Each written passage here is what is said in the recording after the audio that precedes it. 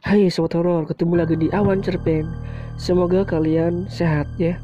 Sebelum ke videonya, jangan lupa kalian subscribe dulu agar channel Awan Cerpen ini semakin berkembang dan sukses. Oke, langsung ke videonya. Cekidot. Aku merantau ke kota untuk melanjutkan pendidikan di bangku kuliah karena di daerahku tempat kuliah yang bagus tidak banyak. Jadi aku harus ke kota. Di kota, aku mencari kosan yang dekat dengan tempat kampusku agar tidak terlambat saat berangkat kuliah. Tapi kosan yang aku inginkan belum juga aku dapatkan. Rata-rata kosannya pada jauh di tempatku saat kuliah nanti. Aku sangat haus, kemudian aku ke warung membeli air minum. Di sana aku pun mencoba menanyakan kepada pemilik warung mengenai kosan yang dekat dengan kampus. Maaf Bu, saya mau tanya, apa Ibu tahu kosan yang murah dan dekat dengan kampus yang di depan sana? Iya tahu Mbak, tepat di belakang gedung kosan itu ada kos-kosan murah. Tapi konon katanya kosan itu angker dan banyak yang gak betah juga. Setelah diberitahu, aku langsung menuju kosan yang Ibu baru maksud. Walau katanya angker, akan aku coba dulu. Setelah sampai di kosan tersebut, aku langsung mengetuk rumah pemilik kosan itu. Lalu keluarlah bapak-bapak pemilik kosan. Maaf Pak, apa masih ada kosan yang kosong? Iya ada, satu di ujung sana. Iya saya mau Pak, tapi ada satu hal yang jangan Mbak lakukan di sini. Apa Pak? Jangan menerima barang apapun dari kosan yang pertama itu.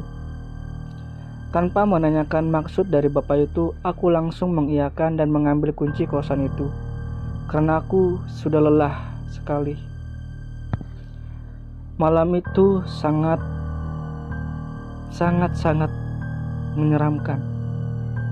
Saat pertama di kosan, terdengar suara laki-laki yang sangat nyaring di luar.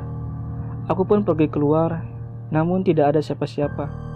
Suara itu muncul, dan suara itu lebih dekat berada dalam kosan.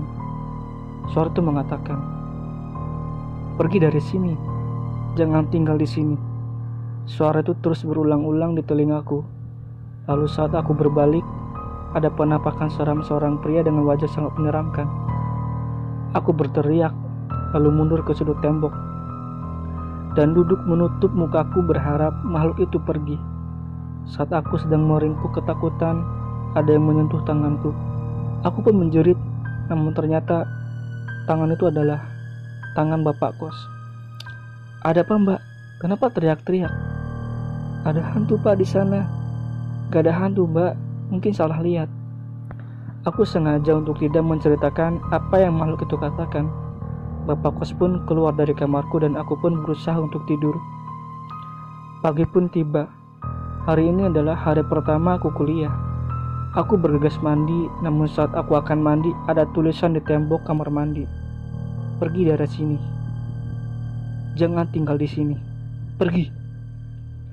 Saat mandiku juga tidak jadi. Aku memutuskan untuk cuci muka dan kemudian berangkat ke kampus. Di kampus aku bertemu dengan perempuan bernama Sandra. Ia adalah teman pertamaku di kampus. Kamu kos di mana, Ndra? Aku sih kos lumayan jauh ya di tempat kampus. Soalnya ya aku juga bawa motor sih, jadi nggak apa-apa. Kalau kamu kos di mana? Aku kos yang di belakang gedung kosong itu loh. Bukankah di belakang gedung kosong itu hanya rumah tua yang tidak berpenghuni? Gumam dalam hati Sandra. Jam pulang pun tiba. Ternyata diam-diam Sandra mengikutiku sampai ke kosan.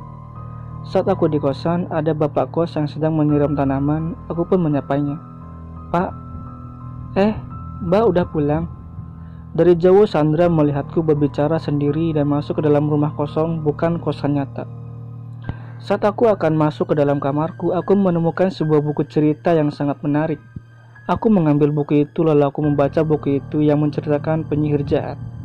Di bagian akhir cerita, si penyihir jahat mati, tapi sebelum mati ia membaca mantra kutukan. Dan aku membaca mantra kutukan itu. Tiba-tiba aku pun tertidur, dan saat aku membuka mata, aku melihat sosok laki-laki itu. Namun kali ini ia seperti manusia, tidak menyeramkan. Aku bilang pergi dari sini. tapi sudah terlambat dan aku ucapkan selamat datang. Saat aku menoleh ke samping, ternyata tubuhku masih tertidur. Ternyata aku sudah mati.